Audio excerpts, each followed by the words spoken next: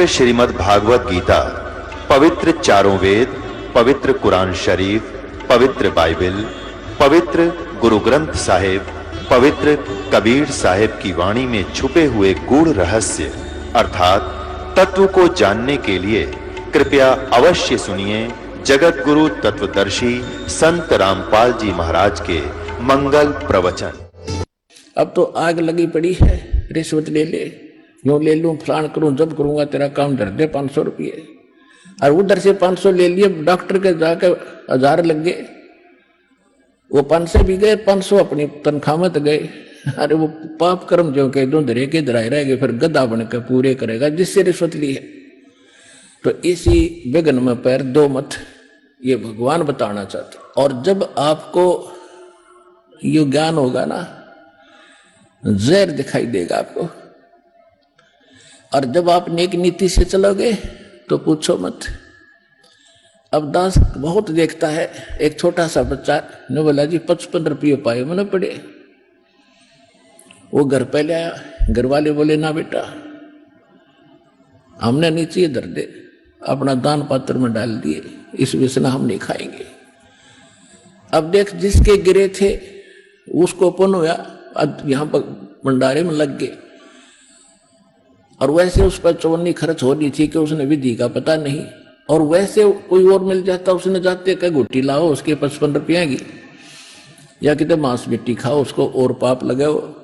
तो इस प्रकार हमारी नीत साबित होगी, भगवान खुश होगा। और जब भगवान खुश होगा तो फिर कमी नहीं रहेगी। हमने परमात्मा को प्रसन्न करना है, और परमात्मा प्रसन्न होगा तो फिर कमी किस चीज की? फिर तो क्या बताते हैं परमात्मा,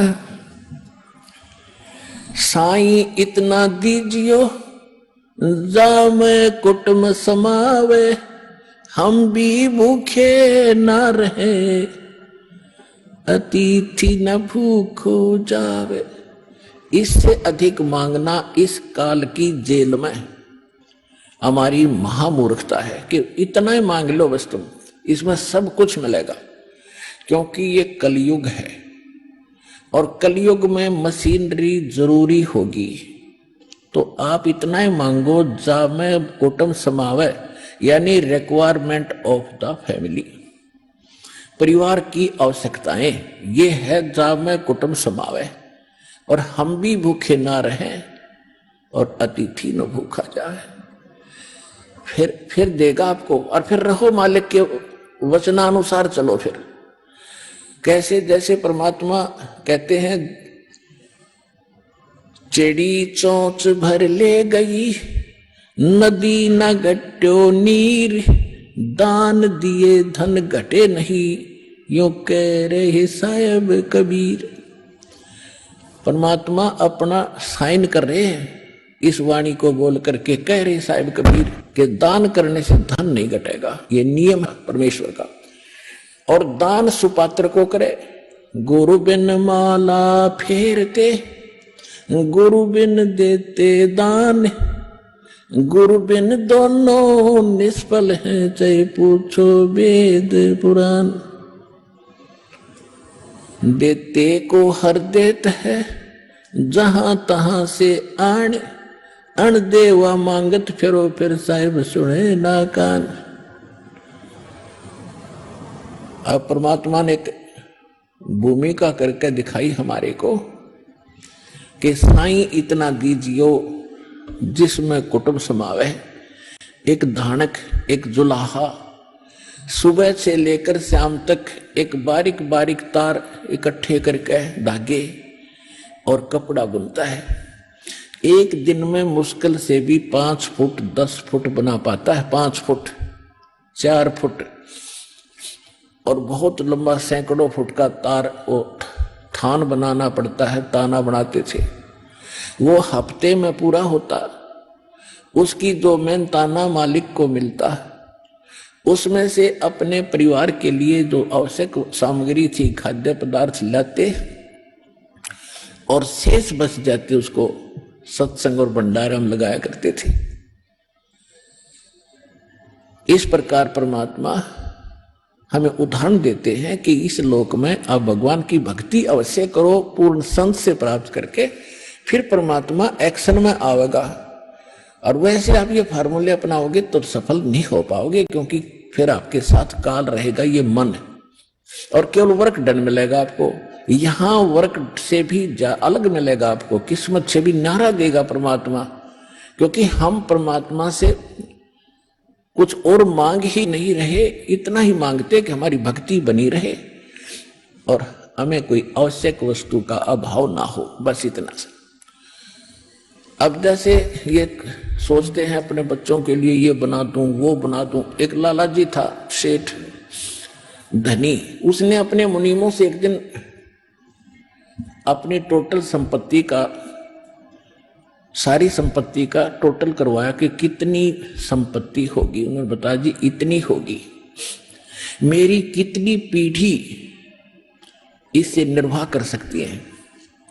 उन्होंने बताया कि जी आपकी 5 पीढ़ी तो बैठा खा सकती है, इतनी संपत्ति आपके पास, धन है। अरे भले आदमियों, फिर छठी क्या खाएगी? वो छठी क्या खाएगी? और कुछ विधि बताओ। तो उन्होंने कहा जी साधु संत बताते हैं, उनके सत्संग सुनने चाहिए। तो सत्संग में बताया गया कि भाई दान करे, जब धन चाहे तो दान करे, और दान से धन घना मिलता है। और दान में जैसे साधु संत भक्तों को जो दान कराया जा वो ज्यादा लाभ देता है। जैसे यहाँ तो सारे साधु संत आते हैं, भगत, असली भगत तो यहाँ आते हैं। फिर भी जो भी जैसा मालिक के नाम पर कहीं के जंगलों में झोपड़ियों में बैठे थे साधु भक्त, तो पिछले संस्कारी होते, पिछले पुण्य उनको प्रेरित करते हैं, तो वो कहीं ना कहीं बैठ कर राम राम करते ही रहते हैं। लेकिन भविष्य का चार्जर उनके पास है नहीं, पिछले पुण्यों उनके पास हैं, जिस कारण से प्रेरित होकर के इतना बड़ा फैसला लिया, जंगल में बैठे या कहीं भी कोई साधना कर रहे हैं। तो उनके पिछले पुण्य ही वहां फल रहे होते हैं। एक आधे को आशीर्वाद दे दे, उन्हें लाभ हो जाए, उसको रोटी मिल जाए, ऐसा चल रहा था इनका काम। तो एक साधु था और पति पत्नी थे, दोनों वहां रहते थे। उनको मालूम था यहाँ भक्त हैं। तो उस लाला जी ने क्या किया, सेठ ने सभी मुंशियों को कहा कि नौकरों को साथ लो और आसपास जितने भी साधु संत हैं सबको आटा दे आओ, किसी को जो मांगे खांड दावल चाल सब ले जाओ और दे के आओ। अब देते हुए आ रहे थे, उस भगत के यहाँ आए। उन्होंने कहा कि ले भगत जी, हमारे लाला जी ने आपके लिए एक सीधा भेजा है, यानी आटा चावल खांड नमक आदि दाल आप ले लो। उसने अपनी पत्नी से कहा कि देखना कितना सामान अपने पास है। उसने कहा जी शाम का है, दिन में गए थे, शाम का हमारे पास है। शाम का है? कहा जी। उन्होंने कह दिया भी हम नहीं लेते, हमारे पास शाम का सामान है। तो वो कहने लगे भगत फिर कल भी खा लियो। बोला कल की कल देखी जाएगी, अब नहीं ले हम। बोले कमाल की बात है। उन्होंने नहीं लिया तो वापस लेकर आ गए। वो सेठ ने पूछा तुम दे के क्यों नहीं आए? वो एक और वहां भी था, उसने गिन रखे थे, सारे गिनवा रखे थे। उसने कहा जी उन्होंने ये नहीं लिया। क्यों नहीं लिया? उसने ये कहा कि शाम का तो है, सुबह का भगवान और देगा, आप देगा, हम टेंशन नहीं लिया करते। अब उस लाल करो घूमया फिर दिमाग का, अरे तेरा गजब हुई हो, मैं तो छठी पीढ़ी का ठेका ले रहा हूं, सुबह के भी परमात्मा पे छोड़ दी।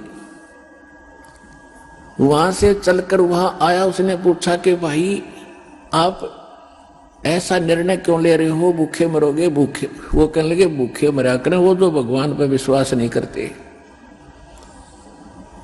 और हमें भगवान आगे से आगे देता। उसने क्योंकि ज्ञान सुन रखा था, लाला जी को बैठा लिया।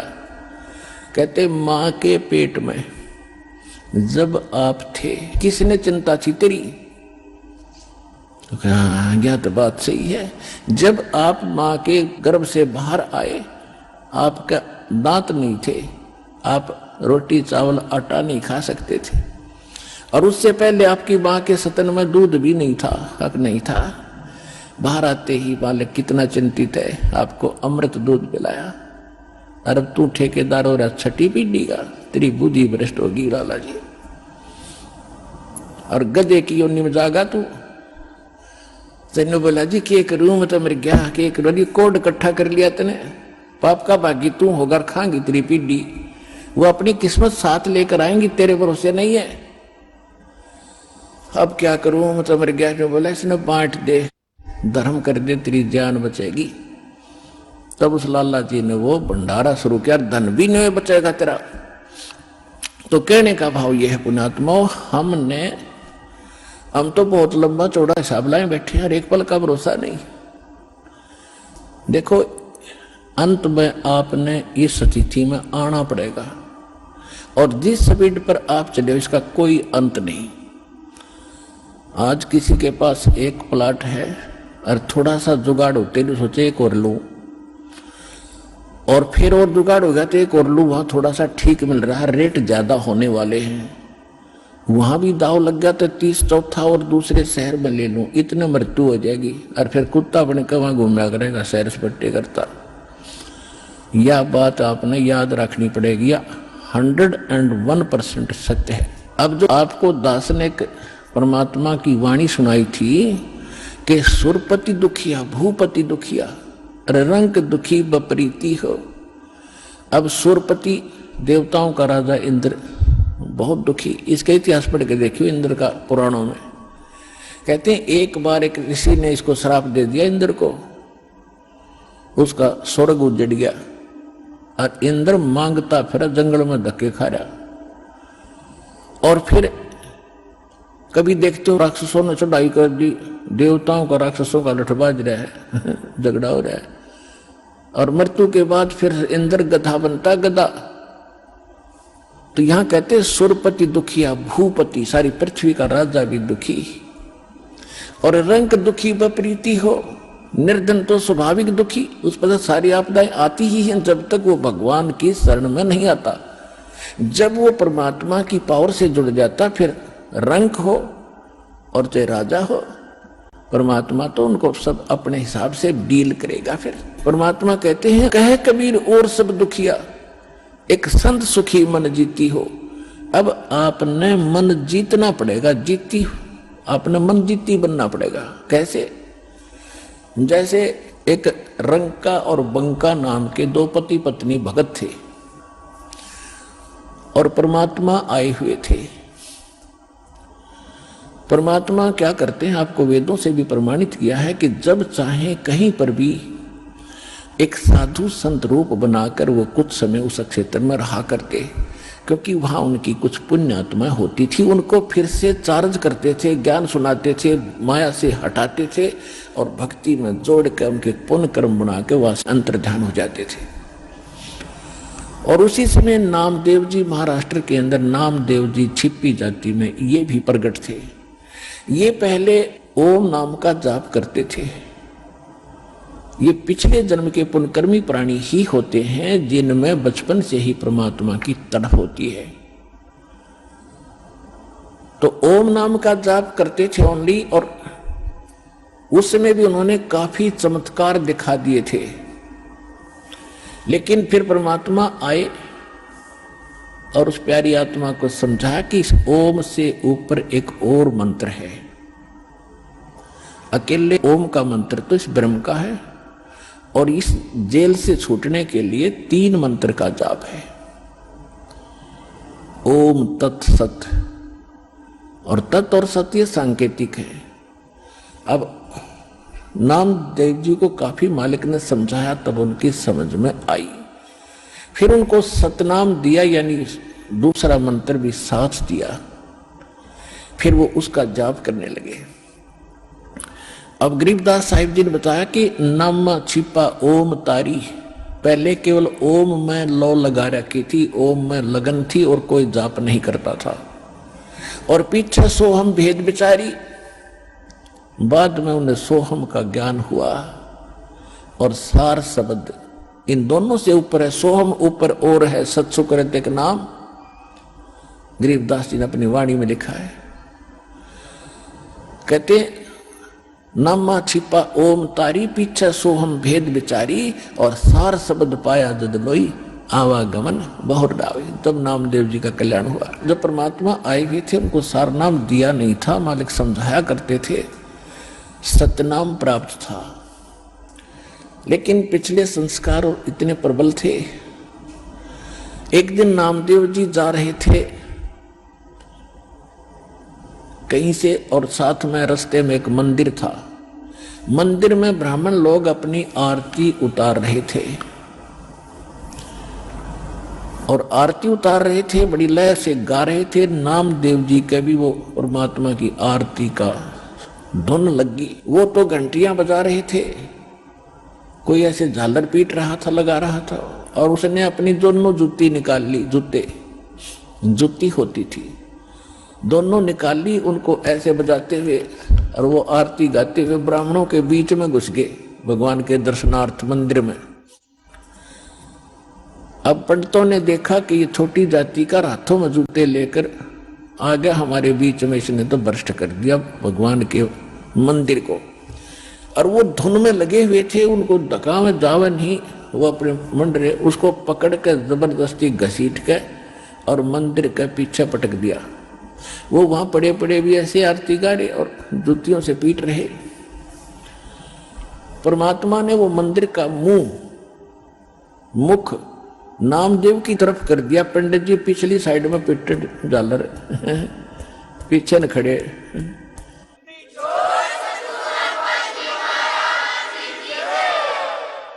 अब नामदेव जी चले गए रंका और बंका, और एक उनकी लड़की थी वंका। नामदेव जी रंका और वंका के घर अधिक जाते थे, क्योंकि वो भी परमात्मा के शिष्य थे। जब परमेश्वर साधु रूप में वहां आ रहे थे, गुरु रूप में रहा करते थे। अस्थायी सटे उनका कुछ समय का था वहां पर। तो जो ही वो उस रंका बंका के घर गए नामदेव जी, और वो लड़की उन भक्तों की, रंका और बंका की, एक पट्टी तैयार करे थी, जैसे अपने देसी औषधि बना के हल्दी कूट के तेल में पका के। नामदेव ने पूछा, बहन क्या कर रहे हो ये? वो कहने लगी, भाई तेरे खोदे हुए खड्डे आट रही हूं। हक मैंने क्या कर दिया कि भाई तू कतई नहीं मानता। भगवान गुरुदेव जी कितना संकेत करते हैं, भाई तुम अपनी यह अंगा मत दिखाया करो, अपनी शक्ति का प्रदर्शन ना करा करो, थारा भट्ठा बैठ जाएगा। पर भाई तुम बाज नहीं आता। और भक्तों की इज्जत रखने के लिए भगवान को दुख ठाना पड़ता है।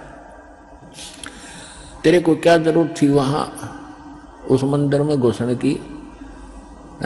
जब तेरे को बाहर पटक दिया ना भगवान की इज्जत का, तेरी इज्जत नहीं भगवान की इज्जत थी वहां पर। भगवान का नाम लेनिया नहीं रहे हो कोई। सबको पता था कि उसका भगत है, उस गुरु का। परमात्मा नाम बदल कर वहां रह रहे थे। और क्या बनती बेरा तुझे? तेरे को जरा सी लगती है तू आंख नहीं खोलता। और परमात्मा ने तेरा मंदिर फेरा ना, उनके हाथों के चोट लागी, हाथ लाल हो गए, उनके जख्म हो गए। भाई गुरु बता रहे थे मेरे तीन बेटी, वो मानता कोई ना, बहुत बार समझा लिया। आज उसने ऐसे ऐसे कर दिया, और मैं वहां गया था, उसका मंदिर फेर के आया हूं भक्ति की इज्जत रखने के लिए। और गुरु जी का हाथों जख्म हो रहे हैं, चाल दिखाऊंगी। अब वो लेकर गए, पट्टी बांधी, नामदेव पढ़कर चरणों में रोने लग गया, महाराज मेरे से गलती होगी। बेटा भक्ति भाव में गुरु जी के आदेशानुसार चलना चाहिए आपने। जी आगे से ऐसी कोई गलती नहीं करूंगा, मेरे से माफ करो। अब उसको आगे भी पढ़ाई पढ़ानी थी, ये यहाँ इसको रोकना जरूरी था, अगले भक्ति देनी थी, सार नाम देना था। इन बकवादों में सार नाम थोड़ा ही फलेगा। चुप हो गया, अभी नहीं गलती करूंगा आगे से। अब कुछ दिन के बाद नामदेव जी ने परमेश्वर कबीर जी से, जो गुरु रूप में रहते थे, उनसे कहा, महाराज ये रंका और मंका जंगल से लकड़ी लाते हैं और इनको बेचकर गुजारा कर रहे हैं, बहुत निर्धन है, झोंपड़ी भी ढंग से नहीं है, इनको कुछ धन दे दो। परमात्मा बोले, भाई ये धन ना लेते, मैं देना चाहता हूं। ये नहीं लेते, इनको तो विष दिखाई दे है ये धन। तो नामदेव कि उनका थोड़ा सा ठीक गुजारा था, कहने लगे नहीं जी थोड़ा बहुत तो गुजारा होना ही चाहिए इनका, कुछ तो दे दो।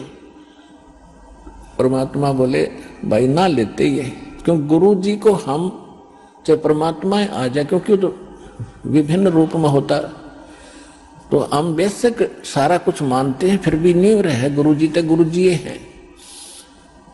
तो कहने लगे जी कुछ तो देना चाहिए इनको। अच्छा बेटा ले आज देता हूं, तू मेरे साथ चल।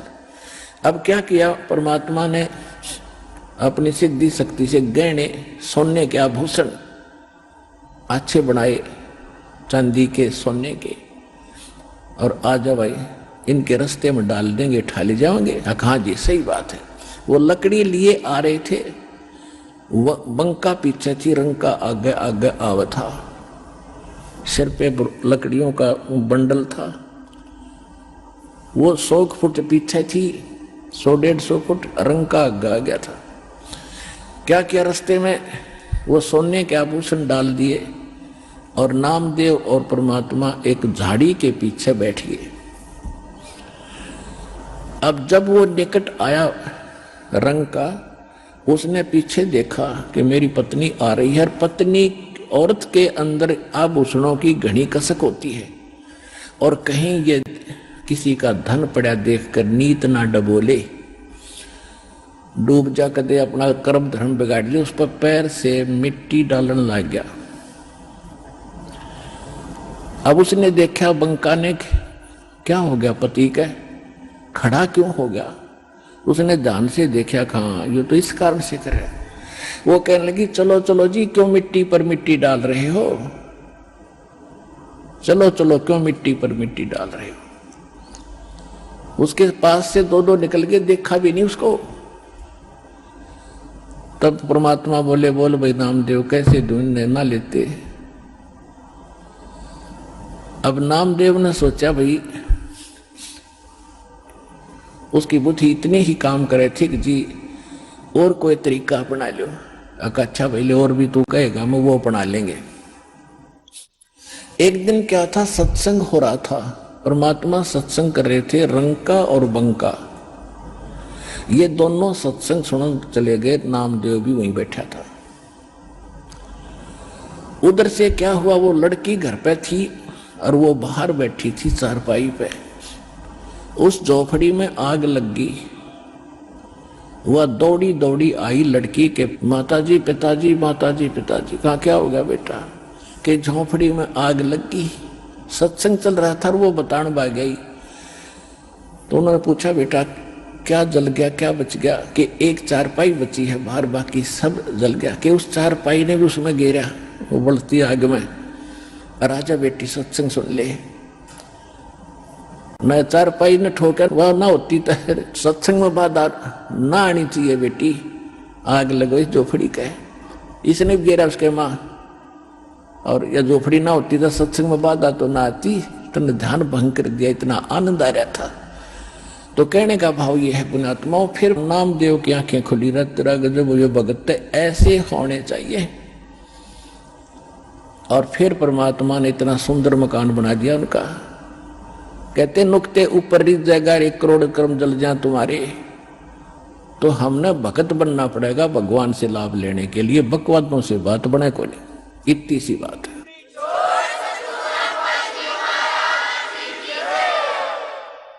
साईं इतना दीजियो हो जामे कुटुंब समावे, हम भी भूखे ना रहे अतिथि ने भूख जाए। अपने आत्माओं आप तो बालक हो। परमात्मा के जो प्रयत्न थे आज से सन 1398 से सन 1518 तक 120 वर्ष तक, ये दास उनमें से गुजरा है अब वर्तमान में। और दास को तो 20 वर्ष ही हुए हैं। 20 वर्ष में कितना संघर्ष देख लिया इस सच्चे ज्ञान को आप तक पहुंचाने के लिए। 21 महीने जेल भी रहना पड़ा निर्दोष को। झूठे लोगों ने अफवाहें फैलाकर झूठे मुकदमे बनवा के मेरे साथ आपके 30, 40, 50, 60 भक्तों को भी यातना भुगतनी पड़ी आपके लिए, ताकि आप तक ये ज्ञान किसी तरह पहुंचे। और फिर भी गांव गांव में, नगर नगर में जो दास ने प्रचार किया, वहां कितना संघर्ष और कितनी यातनाएं झेलनी पड़ी। 20 वर्ष से मैं परिचित हूं, और जो 120 वर्ष रहे उनके साथ के हुआ था। आपके लिए भटक रहे हैं, वो आपके पिता हैं।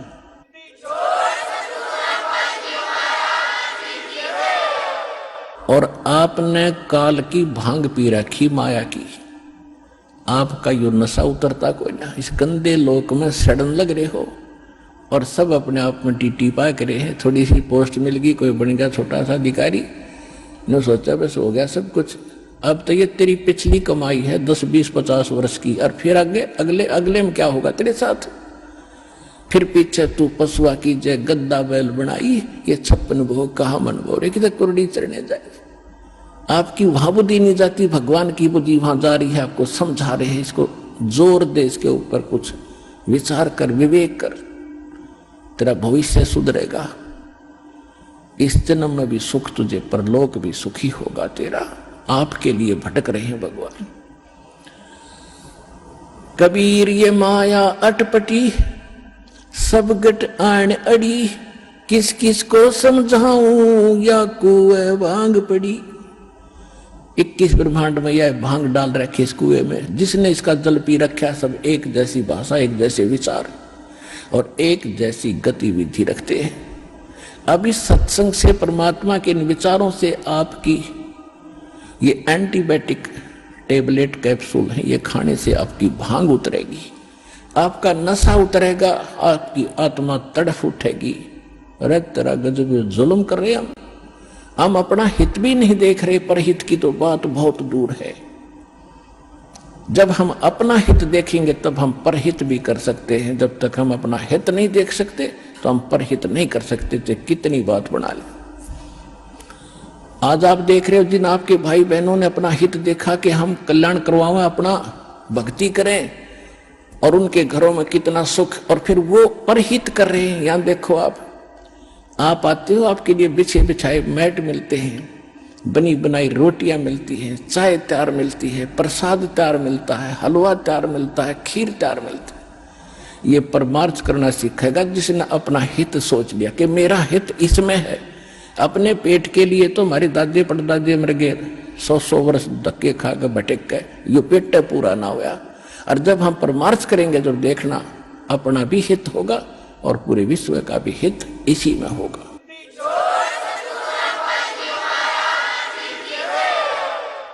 अब ये कितना परिवर्तन हो रहा है, दास खुद देख रहा है। कहीं किसी का कोई धन पड़ा है, हमारा भक्त उठावेगा नहीं,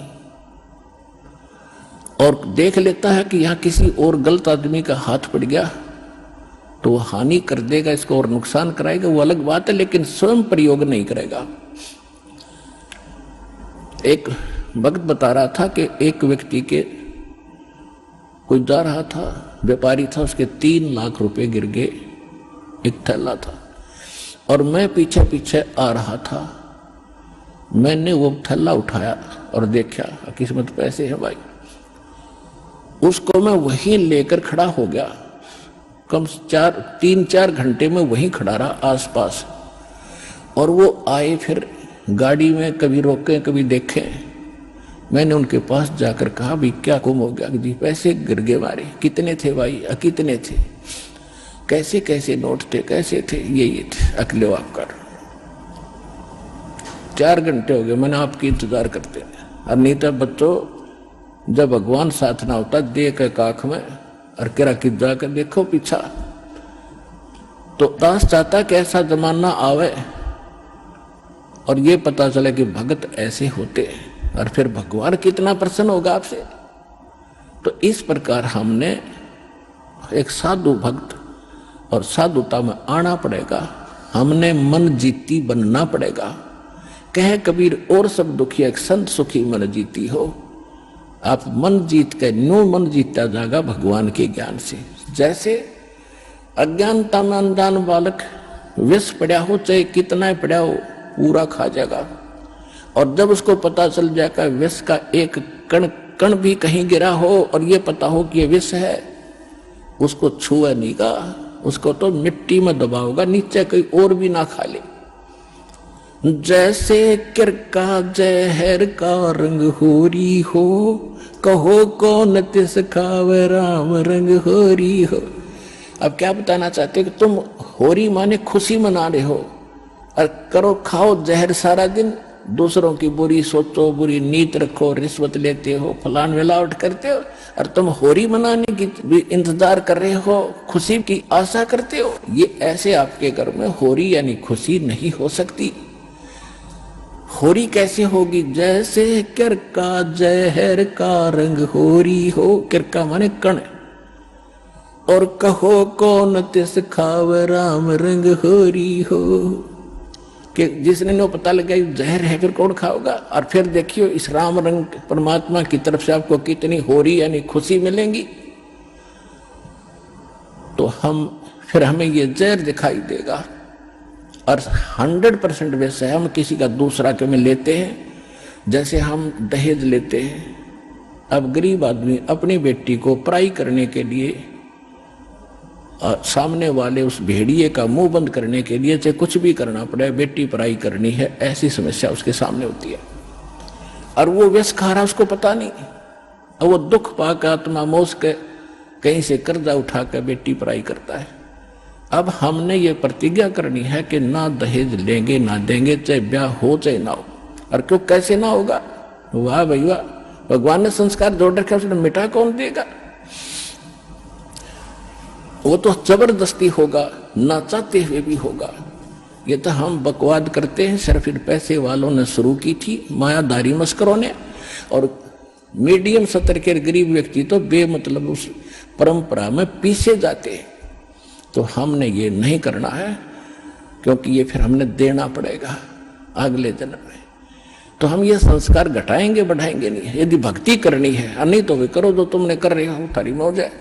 फिर भक्ति और मोक्ष की इंतजार मत करियो। यदि मर्यादा भंग करके चलोगे तो मर्यादा में रहो, आप भी सुखी, आपके बच्चे भी सुखी, आपकी बेटी भी सुखी रहेगी, क्योंकि आप उसको भगवान से जोड़ दो।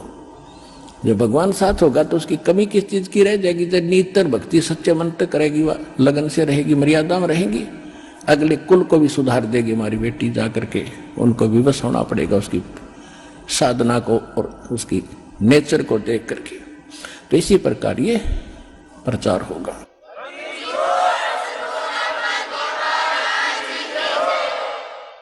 अब जैसे एक समय परमात्मा यही ज्ञान दिया करते जो दास आज दे रहा है। अब दास का पीछा थोड़ा सा छूट गया। इन मूर्ख लोग जो हमारे धर्मगुरु होया करते थे, स्वार्थी टट्टू, पहले पूर्वज हमारे कबीर साहब के पीछे लग रहे थे, हमें बहका दिया करते थे। कबीर साहब झूठ बोल रहे हैं, कबीर जी झूठ बोलते हैं, ये झूठा है, ब्रह्मा विष्णु में इसको ऐसे बताता है। अब यही शुरुआत इस दास के साथ हुई थी, लेकिन परमात्मा ने पहले प्रबंध कर रखा था, आपको शिक्षित किया, और वो शिक्षा आज काम आ गई। इंस्ट्रूमेंट साथ बनवा दिए दास के साथ साथ। अभी ये 2000 के बाद बने सारा, ताकि आप इन सदग्रंथों को खुद समझो, और खुद समझे तो आज मेरे साथ हो गए। संघर्ष छोड़ दिया और ज्ञान का ऊपर संघर्ष खत्म होगा, और आज ये विश्व में फैल रहा है, निर्बाध फैलेगा, क्योंकि यह सच्चाई है, भगवान का वचन है, इसको कोई रोक नहीं सकेगा। अगर इसको कोई रोकने का व्यर्थ प्रयत्न करेगा तो वो अंधा गधा होगा।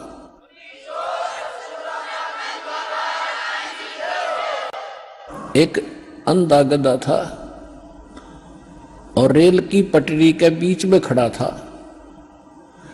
उधर से ट्रेन आ गई, कुछ दूरी पर थी। उसने सोचा, अंधे गधे ने, कि ये तेरी तरफ कोई आ रहा है तुझे डिस्टर्ब करने के लिए। और गधे के पास अपने 2 लात होया करें पिछली, कोई उसको डिस्टर्ब करता है तो उसका दोनों लात ठोक्या करो। तो उस अंधे गधे ने देखा कि इस साइड से कोई गड़बड़ है, जिधर से ट्रेन आ रही थी उसी तरफ पैर कर लिए पिछले। और जब निकट ट्रेन आई तो उसने सोचा मुझे दुखी कर रहा है, ये छेड़ रहा है, मतलब यानी ट्रेन के मार्ग में अवरोध बना खड़ा था वो, और ट्रेन के लात मारी, दोनों दलती ठोकी, जब नीत ने कटा लिया उठाकर ट्रेन ने पटक दिया, टुकड़े टुकड़े हो गया बाई के। तो ट्रेन उस अंधे गधे से रुक नहीं सके थी, वह उसकी मूर्खता और अज्ञान था, उसने दिखा नहीं था। इसी प्रकार जो परमात्मा के सतभक्ति रूपी ट्रेन का अगर कोई बाधक बनेगा तो अंधा गधा होगा, ये सोच लेना, सीधी सी बात है।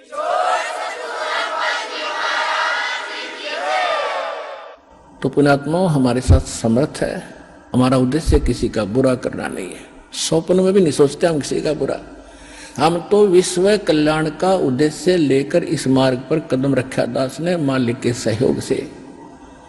उन्हीं का वचन है कि पूरा विश्व में ये ज्ञान फैलेगा, कबीर साहब रहेंगे, सतनाम सब जाप करेंगे और पूरा विश्व एक होगा। ये सीमाएं देशों की समाप्त हो जाएंगी, टुकड़े में अलग से व्यवस्था अलग बनी रहेगी। हम सब एक परमात्मा के बालक हैं, हिंदू मुस्लिम सिख ईसाई जितने भी प्राणी हैं। जीव हमारी जाति है, मानव धर्म हमारा, हिंदू मुस्लिम सिख ईसाई धर्म नहीं कोई नारा, हमारा ये नारा है, हमारा ये उद्देश्य है। और ये भगवान ने कह रखा है कि ऐसा होगा जब हम भगवान के लिए तो भटक ही रहे हैं, भगवान के लिए हम भिन्न भिन्न बने, कोई ईसाई बना, कोई मुसलमान बना, कोई सिख बना, कोई हिंदू बना। और भगवान जब हमें सामने पिक्चर होगी तो हम भगवान के लिए फिर एक भी बनेंगे, इसने कोई रोक नहीं सकेगा। और शांति होगी, ये आपसी झगड़े खत्म होंगे, धर्म के झगड़े खत्म होंगे, सीमाएं के झगड़े खत्म होंगे। अब जैसे पहले अंग्रेज लोग यहाँ थे, यहाँ से बहुत सा धन ले जाके उन्होंने इंग्लैंड में भर दिया और वो मर के भारत में गधे बन गए, उनका के काम आया वो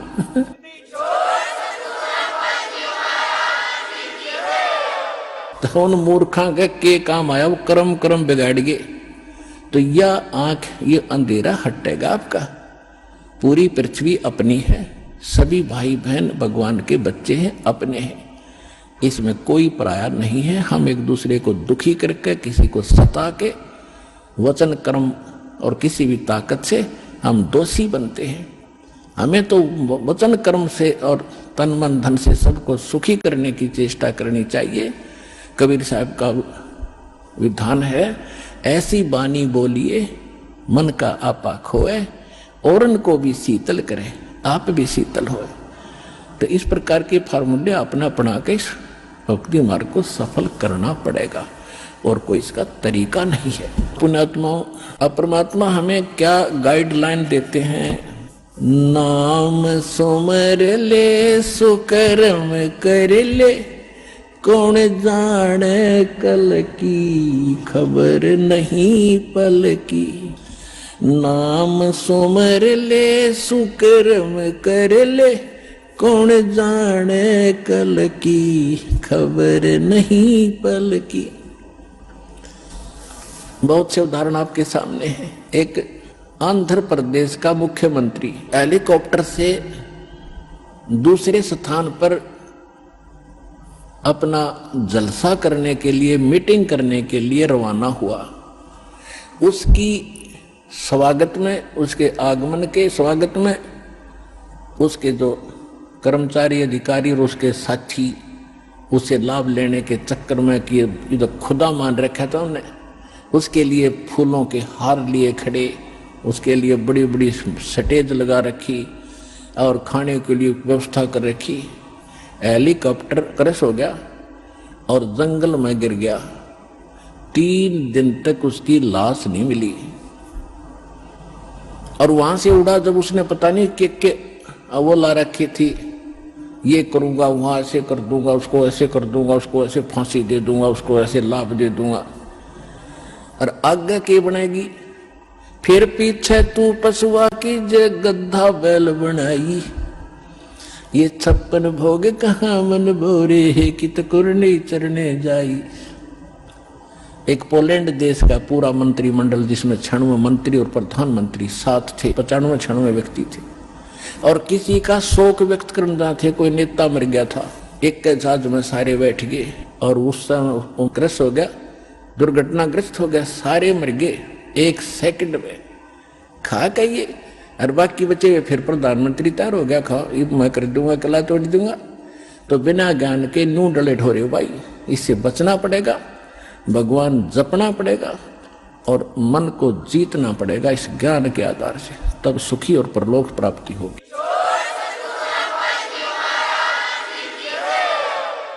नाम सुमर ले सुकृम कर ले, कौन जाने कल की, खबर नहीं एक पल की। कोडी कोडी माया जोड़ी, तूने बात करी छल की। कोडी कोडी माया जोड़ी, बात करी छल की। पुण्य पाप की ली बांधे पोटरिया, या कैसे हो हल्की, खबर नहीं पल की। नाम सुमर ले सुकृम कर ले, कौन जाने कल की, खबर नहीं पल की। मात पिता परिवार भाई बंधु, ये तरिया मतलब की। मात पिता परिवार भाई बंधु, या तरिया मतलब की। चलती बरिया कोई न साथी, या मट्टी जंगल की, खबर नहीं पल की। नाम सुमर ले सुकृम कर ले, कौन जाने कल की, खबर नहीं पल की। तारों बीच चंद्रमा जो झलके, तेरी महिमा जला झलकी। जैसे कोई नेता बन गया है, कोई अधिकारी कर्मचारी, कोई इंजीनियर, डॉक्टर, जज और कोई मंत्री, प्रधानमंत्री बना हुआ है। आज कहते हैं आप ऐसे चमक रहे हो इन अन्य नागरिकों में, जैसे चंद्रमा तारों के बीच में शोभा पाता है। और यदि आप जी ने भक्ति नहीं करी तो क्या होगा। तारों बीच चंद्रमा जो झलके, तेरी महिमा झला झलकी। फिर बने कुकरा बिस्टा खावे, बने कुकरा बिस्टा खावे। अब बात कर बल की, खबर नहीं पल की। कहते फिर कुत्ता बनकर टट्टी खागा। अब तू ताकत दिखा रहा है अपने पद की या कोई और किसी कारण से, भूल गया तो भगवान के विधान को। तारों बीच चंद्रमा जो झलके, तेरी महिमा झला झलकी। बने कुकरा बिस्टा खावे, अब बात कर बल की, खबर नहीं पल की। नाम सुमर ले सुकृम कर ले, कौन जाने कल की, खबर नहीं पल की। नाम सुमर ले सुकृम कर ले, कौन जाने कल की, खबर नहीं पल की। ये संसार रहने का सपना, जैसे ओस बूंद जल की। ये संसार रहने का सपना, जैसे ओस बूंद जल की। सतनाम बिन सब है साधना, सतनाम बिन सब है साधना। या गारा दल दल की, खबर नहीं पल की। नाम सुमर ले सुकृम कर ले, कौन जाने कल की, खबर नहीं पल की। एक समय एक भक्त बता रहा था कि जब मैं रिक्शा चालक था, अब रिक्शा चालक ने नूर है कि कार हो, जब आनंद हो। मेरे पास कार होती तो बस पता नहीं कितनी कमाई करता, ठाठ से रहता। जब मेरे पास से कार निकलती और मैं रिक्शा में चला रहा होता तो कार घनी याद आया करती। एक दिन सपने में मुझे कार मिल गई, और कार मिल गई तो मैं फुल स्पीड पर चला रहा उसको, और रोकना चाहा ब्रेक लगाने के लिए मैंने जोर से पैर मारा। मेरी वह रजाई थी वह पार्टी की, उसका माँ का पैर निकल गया बीचों बीच। अब एकदम आँख खुली, झटका लग गया कि गाड़ी तो रुकी नहीं।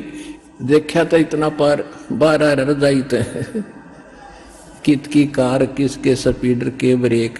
अब सपना टूटने बाद से पता चला उसने किसी थी वह कार। ऐसे आपकी मृत्यु होगी, आपका सपना सा टूटेगा और आप देखोगे कौन बेटा था, कौन बेटी, कौन कार, कहाँ हमारी कोठी थी। खय्यम के दूत बाँ पकड़ रहे होंगे, चल बच्चा हम बताएंगे तेरी कहाँ कोठी थी। अब नरक में है तेरी कोठी, वहां चल।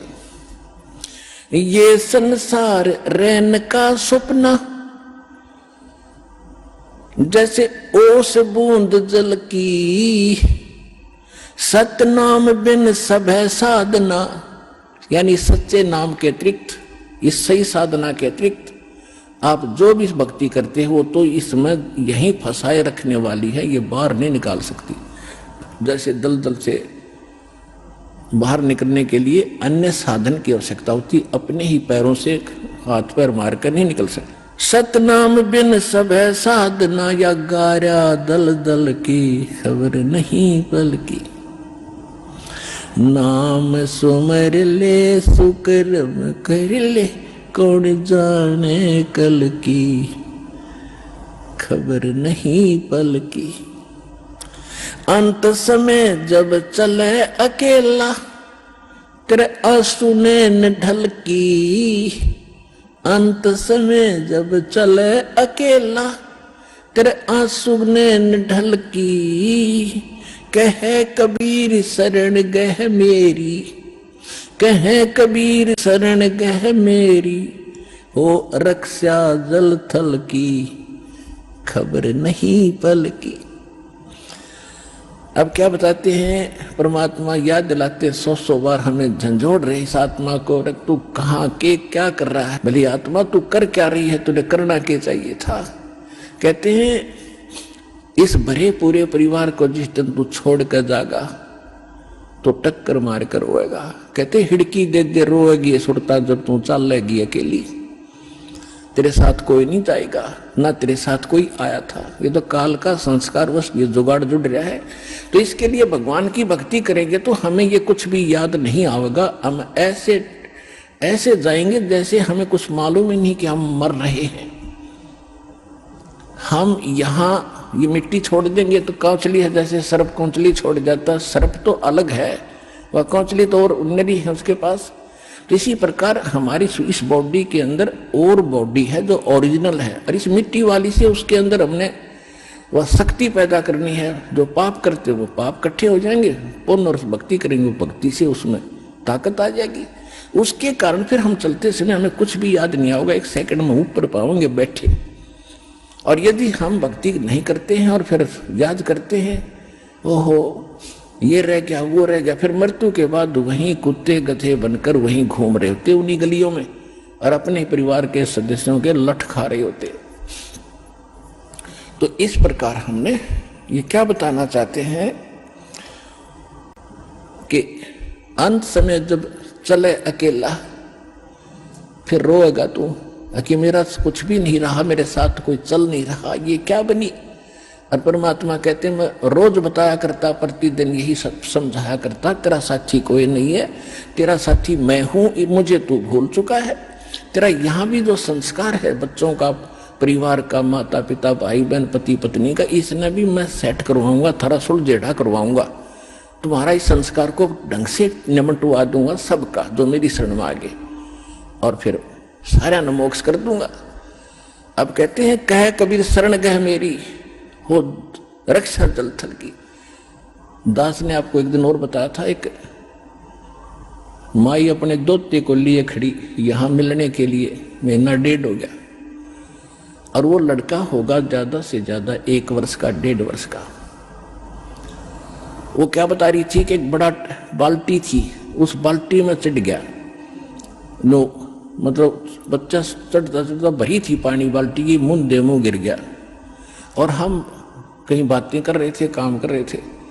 4 घंटे के बाद वो बच्चा संभाला, मरा पाया। मेरा जो दामाद और मेरी बेटी सत्संग सुना करते, आपका नाम नहीं ले रहे थे, और उसमें भक्तों के चमत्कार ऐसी ऐसी लीला सुनकर वो गदगद हो रहे थे कि भाई तो उस दिन उसके पिता ने यह पुकार करी थी, अगर भगवान जब सब कह रहे हैं और धरती पर भगवान है तो आज मेरा बालक जिंदा हो जाए। टक्कर मारी और 4 घंटे पानी में मुंह मुंह पर बालक दस मतलब है निबोड़ के सांस आ जाए। और काफी देर वो बाहर भी रख लिया था। जब वो उसका पिता आया, जब उसने ये पुकार करी, 2 सेकंड में बच्चे ने हिचकी ली और ऐसे आंख खुल गई। बोल सतगुरुदेव की।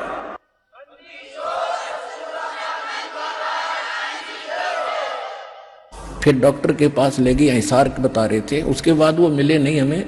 फिर वो लड़के को लेकर आ रहे थे जी, सारा परिवार ने आज नाम भी ले लिया।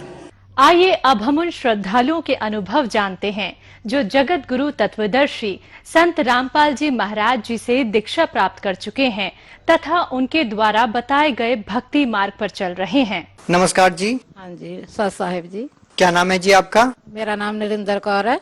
कहाँ से आए हैं आप? हाँ जी, डिस्ट्रिक्ट लुधियाना पंजाब से हूँ। संत रामपाल जी महाराज से नाम दीक्षा कब लिया आपने? हाँ जी, 2016 में 25 दिसंबर 2016 को हम सतगुरु रामपाल जी की शरण लिया। संत रामपाल जी महाराज जी से नाम दीक्षा लेने से पहले आप क्या भक्ति साधना करते थे? हाँ जी, मैं सिख फैमिली से बिलोंग करती थी। पहले मैरिज से पहले गुरुद्वारा को मानते थे, पाठ पूजा वहीं का करते थे, सिमरन।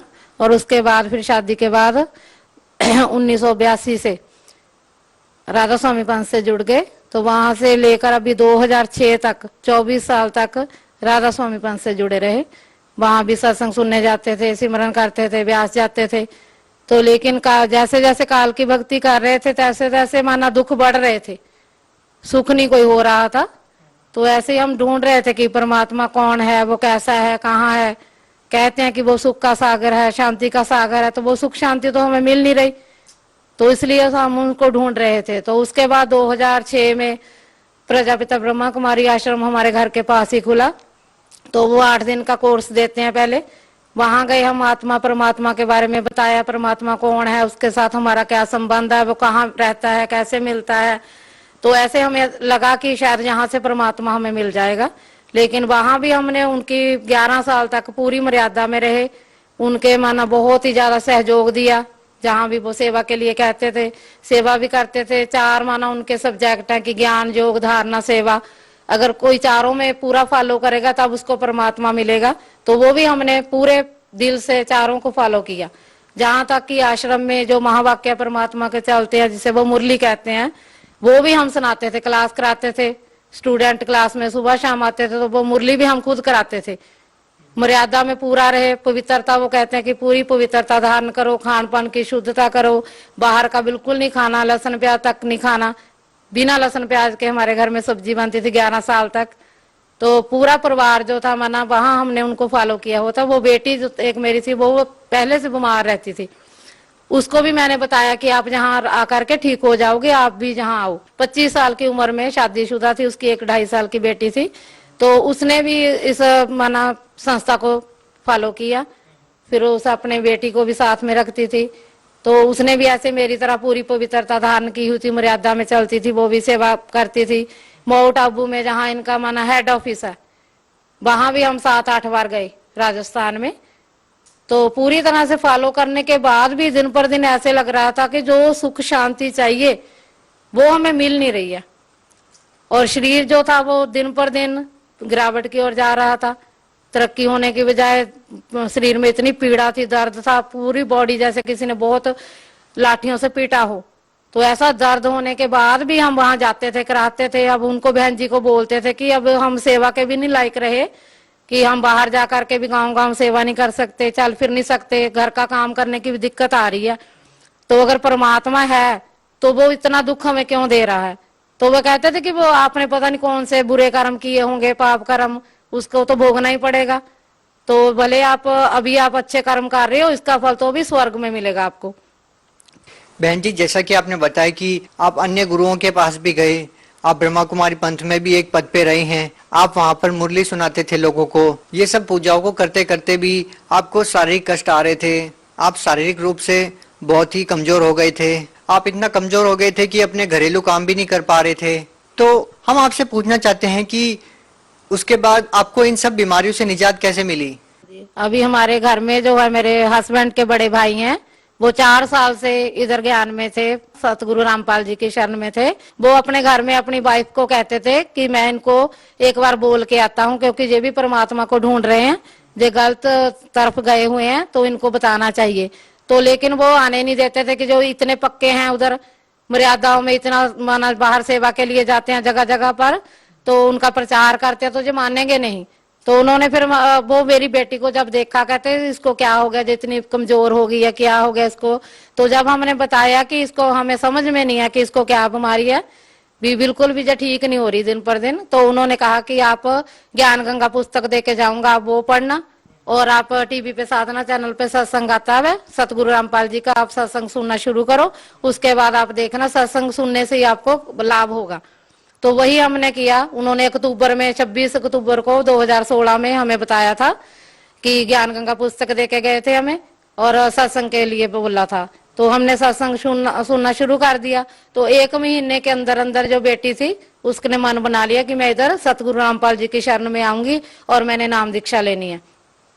तो ऐसे उन्होंने माना 3 दिसंबर को ही ले ली, 16 में नाम दीक्षा ले ली। उसके बाद 25 दिसंबर को जहाँ मंडी गोविंदगढ़ में मैं आई सी दीपक दास के पास, जहाँ तो इन्होंने बोला कि आप तो बहुत पहले से मर्यादा में हो, तो अभी आप भी आना चाहते हो तो लो, आप देर क्यों करते हो, तो आपको ज्ञान समझ में आ गया होगा तो सतगुरु रामपाल जी का। तो मैंने कहा कि ज्ञान तो बहुत अच्छा है। तो फिर मैंने वहाँ जहाँ मंडी गोविंदगढ़ से आके सतगुरु रामपाल जी की महाराज की शरण में आ गए, जब हमने देखा कि हमें यहाँ ही सच्चा सुख मिलेगा। बहन जी, संत रामपाल जी महाराज से नाम दीक्षा लेने के बाद आपको क्या लाभ मिले? हाँ जी, जहाँ से उसी दिन से हमें लाभ मिलने शुरू हो गए। मेरे शरीर की जो बीमारियां थी उसके लिए मैंने कोई विशेष इलाज नहीं करवाया, कोई भी दवाई वगैरह नहीं ली। क्या क्या बीमारी थी आपको? हाँ जी, मेरे सर्वाइकल था, डिस्क था, गोड्डे चिकनगुनिया हो गया था, उसकी वजह से गोड्डे नहीं चलते थे, जोड़ों का दर्द था। तो बिल्कुल असमर्थ थी मैं काम करने में, बैठे रहती थी, सोचती थी काम कैसे करूं। क्या आपने कोई इलाज भी करवाया था? हाँ जी, इलाज पहले तो बहुत इलाज करवाए, लेकिन गुरुजी से नाम दीक्षा लेने के बाद मैंने कोई भी विशेष इलाज नहीं करवाया, सतभक्ति शुरू कर दी।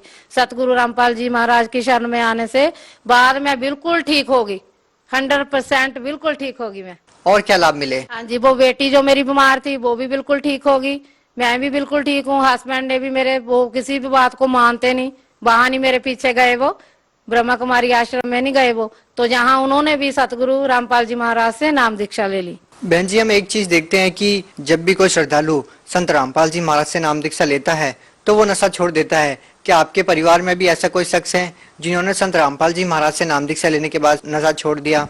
हाँ जी, मेरे हस्बैंड ही करते थे, वो बीड़ी वगैरह पीते थे, तो हम उनसे कहते रहते कि आप संत रामपाल जी महाराज की शरण में आने से आप बीड़ी भी छोड़ सकते हो। तो उन्होंने भी नाम दीक्षा ले ली, अब बीड़ी भी छोड़ दी उन्होंने। बहन जी, आखिरी प्रश्न आपसे पूछना चाहेंगे कि आप भगत समाज को क्या संदेश देना चाहते हैं? हाँ जी, भगत समाज से यही प्रार्थना करते हैं कि हम भी बहुत उस परमात्मा के लिए बहुत घूमे, बहुत ढूंढा उसको। शुरू से ऐसे था कि हम कौन है, कहाँ से आए हैं, वो परमात्मा कौन है, वो सच्चा सतगुरु कौन है, तो उसको ढूंढते थे, लेकिन वो कहीं नहीं मिला।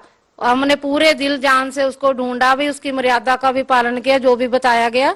तो यहाँ आकर के गुरु संत सतगुरु रामपाल जी की महाराज की दया से हम बिल्कुल तंदुरुस्त है, बिल्कुल ठीक ठाक हैं।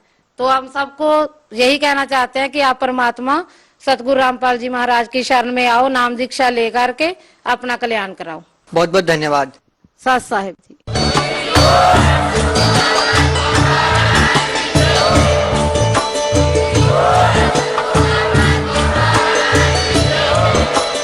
आप सुन रहे थे जगत गुरु तत्वदर्शी संत रामपाल जी महाराज जी के मंगल प्रवचन। अधिक जानकारी के लिए विजिट कीजिए हमारी वेबसाइट www.jagatgururampalji.org। संत रामपाल जी महाराज जी के शुभ आशीर्वाद से पूरे विश्व भर में 500 से भी ज्यादा नाम दीक्षा केंद्र हैं, जिन पर संत रामपाल जी महाराज जी द्वारा ऑनलाइन निशुल्क नाम दीक्षा दी जा रही है। अपने नजदीकी नाम दीक्षा